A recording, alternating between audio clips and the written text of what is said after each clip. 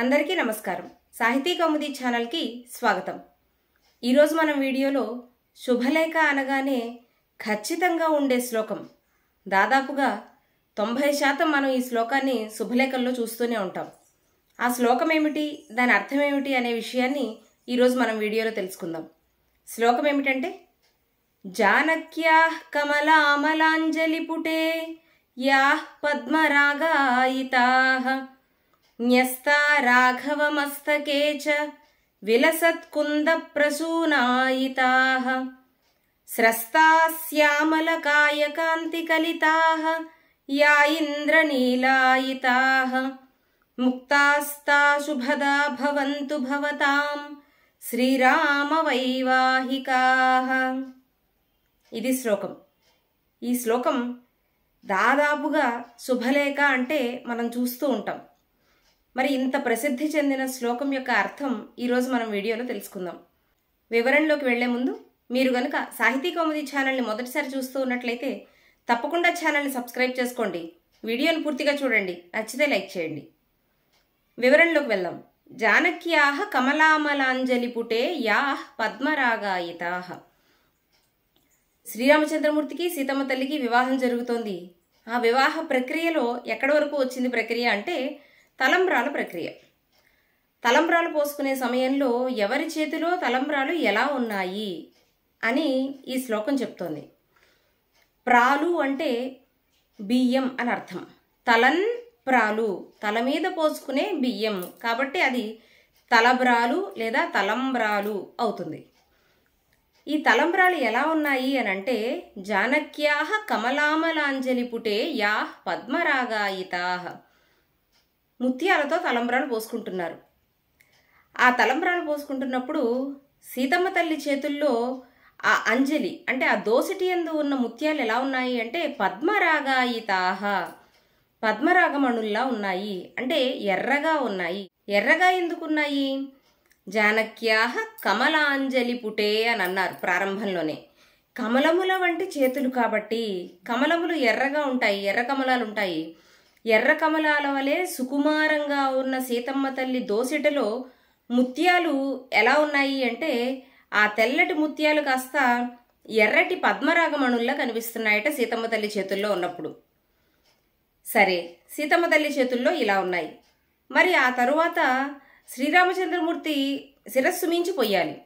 ఆ శిరస్సు మీద పోస్తూ ఉన్నప్పుడు, శిరస్సు మీద ఉన్నప్పుడు ఎలా ఉన్నాయి అంటే న్యస్తా రాఘవమస్తకే చ విలసత్ కుందప్రసూనాయితాః. రాఘవమస్తకే, శ్రీరామచంద్రమూర్తి శిరస్సు మీద ఉంచినప్పుడు అవి విలసత్ కుందప్రసూనాయితాః. ఎలా వెలసిల్లాయి, ఎలా ప్రకాశించాయి అంటే మల్లె మొగ్గల వలె ప్రకాశించాయి, అంటే మళ్ళీ తెల్లగా ఉన్నాయి. శ్రీరామచంద్రమూర్తి శిరస్సు మీద ఇలా పోస్తూ ఉన్న సమయంలో, ఆ పోసేటప్పుడు సీతమ్మ తల్లి చేతుల్లోంచి అప్పటి వరకు ఎర్రగా కనిపించిన ఆ ముత్యాలు ఏవైతే ఉన్నాయో ఆ చేతి నుంచి దూరం అవ్వగానే, అంటే గాలిలోంచి శ్రీరామచంద్రమూర్తి శిరస్సు మీద పడుతూ ఉన్నట్లుగా మనం ఊహ చేస్తే ఆ చేతుల్లోంచి ఎర్రగా ఉన్న ముత్యాలు కాస్త తెల్లటి మల్లెపూల్లాగా కనిపించాయట. న్యస్తా రాఘవమస్తకే చ విలసత్ కుందప్రసూనాయితాః. కుందముల వలె, మల్లె మొగ్గల వలె ప్రకాశిస్తూ ఉన్నాయి. ఎప్పుడు? శ్రీరామచంద్రమూర్తి శిరస్సు మీద పోస్తూ ఉన్నప్పుడు. సరే, శ్రీరామచంద్రమూర్తి శిరస్సు మీద పోసేసింది. ఆ తర్వాత ఆ ముత్యాలు ఏమవుతున్నాయి? శ్రీరామచంద్రమూర్తి ఒంటి మీద నుంచి కిందకి జారుతున్నాయి. అప్పుడు అవి ఎలా ఉన్నాయి? స్రస్తాస్యామల కాయకాంతి కలితాః యా ఇంద్రనీలాయితాః. స్రస్తాః, జారుతూ ఉన్నప్పుడు, శ్రీరామచంద్రమూర్తి శరీరం మించి ఆ ముత్యాలు జారుతూ ఉన్నప్పుడట అవి ఎలా ఉన్నాయి అంటే ఇంద్రనీలాయితాః, ఇంద్రనీలమణుల్లాగా కనిపిస్తున్నాయి. శ్రీరామచంద్రమూర్తి నీలమేఘశ్యాముడు కాబట్టి ఆ శ్రీరామచంద్రమూర్తి శరీరం మించి తెల్లటి ముత్యాలు జారుతూ ఉన్నప్పుడు ఇంద్రనీలమణుల వలె, అంటే నీలమాణిక్యముల వలె ప్రకాశిస్తూ ఉన్నాయి. 3 రంగులలో మనకి ఇక్కడ చేతిలో ఉన్న ముత్యాలు కనిపిస్తున్నాయి. ఒకటి, సీతమ్మ తల్లి చేతిలో ఉన్నప్పుడు ఎర్రటి పద్మరాగమణుల్లా ఉంటే, శ్రీరామచంద్రమూర్తి మీద పోసే సమయంలో తెల్లటి మల్లెపూల్లా కనిపించాయి. శ్రీరామచంద్రమూర్తి దేహం మించి ఆ ముత్యాలు జారుతూ ఉన్నప్పుడు శ్రీరామచంద్రమూర్తి దేహవర్ణమునే అవి కూడా అలదుకొని నేలమణుల్లాగా కనిపించాయి. అటువంటి ముక్తములు అంటే ముత్యములు ఏవైతే ఉన్నాయో ఆ ముత్యములు మీకు శుభములను కలిగించుగాక అని ఈ శ్లోకం యొక్క అర్థం. ఈ శ్లోకము ప్రధానంగా మనం శుభలేఖల్లో చూస్తాము. ఆ ముత్యములు ఎవరికైనా శుభములనే కలిగిస్తాయి. ప్రత్యేకించి వివాహం చేసుకుంటూ గృహస్థాశ్రమంలోకి అడుగుపెట్టే వారికి మరింత శుభాన్ని కలిగిస్తాయి అనే ఉద్దేశ్యంతో పూర్వీకులు చాలా ఎక్కువగా శుభలేఖల్లో ఈ శ్లోకాన్ని ప్రథమంగా ఉంచేవారు. ఈ తలంబ్రాలు అనే ప్రక్రియ వెనకాల ఉన్న ఉద్దేశ్యం ఏమిటి అని ఆలోచన చేస్తే ఇలా కూడా మనకి తోస్తుంది. ఏమని అంటే, ఒకరు తలంబ్రాలు పోయడానికి దోసిడిని ఇలా పైకెత్తినప్పుడు రెండవ వారు ఇలా తల ఉంచుతారు. ఆ ఉంచిన తల మీదుగా తలంబ్రాలను పోస్తారు. అలాగే రెండవ వారు తలంబ్రాలను పోస్తూ ఉన్న సమయంలో ఎదురుగా ఉన్నవారు తల ఉంచుతారు. ఇది తెలియకుండా మనకి ఏం తెలియజేస్తుంది అంటే, నీ అభిప్రాయాలను, సలహాలను, సూచనలను నేను తలదాలుస్తాను అంటే ఏవి పడితే అవి తలదాల్చేస్తామని ఒప్పుకుంటున్నట్టు అండి. అంటే మనం శిరస్సు మీద ఏవి పడితే అవి పోయడంలా. అయితే ప్రాలు బియ్యాన్ని పోస్తున్నాం లేదా ముత్యాలను పోస్తున్నాం. బియ్యము ముత్యాలు ఇవన్నీ కూడా చాలా యోగ్యమైనవి. యోగ్యమైనటువంటి నీ తలపులు, నీ ఆలోచనలు ఏవైతే ఉన్నాయో వాటిని నేను తలదాలుస్తాను. అలాగే రెండవ వారు కూడా నీ ఆలోచనలను కూడా నేను తలదాలుస్తాను, వాటికి గౌరవాన్ని ఇస్తాను అని చెప్పడం ఈ ప్రక్రియ వెనకాల ఉన్న ఉద్దేశ్యంలా కనిపిస్తుంది. అయితే మనం ఒక్కసారి లౌకికంగా ఆలోచించి ప్రస్తుతం జరుగుతూ ఉన్న వివాహాలు, అందులో జరుగుతున్న తలంబ్రాలు అనే ఘట్టాన్ని చూస్తే ప్రత్యేకంగా ఈ ఘట్టం దగ్గరికి వచ్చేసరికి చాలా హడావుడి మొదలవుతుంది. ఎంత హడావుడి మొదలవుతుంది అంటే, ఒకానొక సందర్భానికి వచ్చేసరికి తలంబ్రాలు పోసుకుంటూ ఉన్నది వధువు వరుడునా లేకపోతే వెనకాల ఉన్నవారు పోసేస్తున్నారా అని కూడా మనకు అనిపిస్తుంది. ఇది వివాహంలో జరిగే ఒక ప్రక్రియ. ఇది వినోదాన్ని కలిగించే ప్రక్రియ, అంతవరకు వాస్తవం. అంతేగాని దీనిని మనం ఒక గేలిగా చేసేటువంటి ప్రక్రియలా భావించడం ముమ్మాటికి తప్పు. ఇది కేవలం వధువు వరుడు మాత్రమే చేయవలసినటువంటి ప్రక్రియ.